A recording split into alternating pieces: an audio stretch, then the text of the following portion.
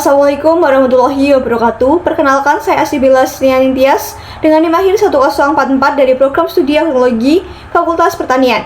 Video ini saya buat untuk memenuhi tugas ujian tengah semester mata kuliah umum Bahasa Indonesia dengan guru pengampu Bapak Dr. Parto MPD.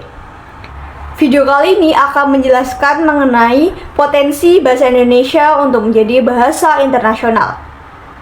Kira-kira bisa nggak sih bahasa Indonesia menjadi bahasa internasional?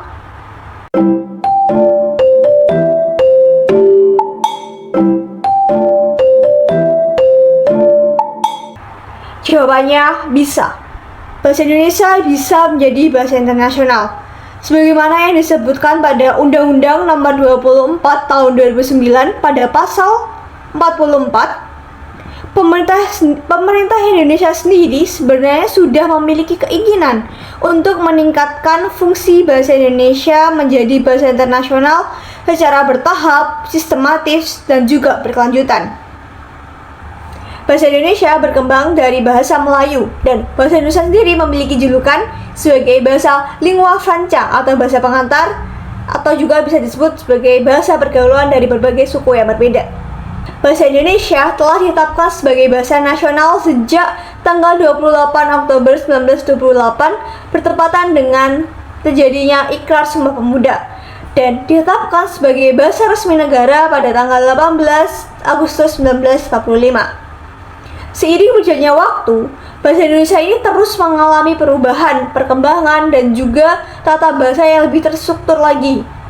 Adanya penambahan kata, adanya sistem EYD atau ejaan yang disempurnakan, kamus besar bahasa Indonesia, adanya tata bahasa yang baku yang membuat bahasa Indonesia ini lebih fleksibel atau mudah dilafalkan. Potensi dan penunjang bahasa Indonesia sebagai bahasa internasional itu banyak sekali. Salah satunya yaitu dari dasar hukum yang kuat. Dasar hukum yang kuat ini ditunjukkan dengan Undang-Undang Nomor 24 Tahun 2009. Lalu ada KBBI, EYD, sistem bahasa yang baku, dan sebagainya. Adanya sistem bahasa ini tentunya membuat bahasa yang ada itu lebih terstruktur, lebih mudah dilafalkan, dan lebih fleksibel. Nah, kenapa sih bahasa Indonesia ini bisa diminati oleh dunia luar atau masyarakat luar? Masyarakat luar itu bisa tahu bahasa Indonesia karena mereka saat berkunjung di Indonesia dan mereka mendapatkan kesan positif seperti sifat ramah tamah dari masyarakat Indonesia, dan hal itu tentunya membekas di hati mereka yang membuat mereka tertarik untuk belajar bahasa Indonesia. Sebagaimana data yang disebutkan oleh Kemendikbud, bahasa Indonesia merupakan salah satu bahasa yang banyak digunakan atau yang paling populer di wilayah Asia Tenggara. Terdapat 47 negara di dunia yang sudah mengadopsi bahasa Indonesia dalam sistem pendidikannya. Ada negara Jepang, Australia, Hawaii, Suriname, dan sebagainya. Potensi yang cukup besar ini harus bisa dimanfaatkan, harus bisa dikembangkan, dan harus bisa dijaga. Kita sebagai generasi penerus bangsa tidak boleh malu untuk menggunakan bahasa Indonesia dalam keseharian. Meskipun dalam kehidupan sehari-hari kita banyak sekali menemukan bahasa-bahasa gaul yang baru muncul, adanya penggunaan bahasa Inggris dalam keseharian, kita sebagai generasi penerus harus bisa tetap mempertahankan bahasa Indonesia itu sebagai bahasa keseharian, bahasa nasional yang tetap digunakan oleh seluruh rakyatnya.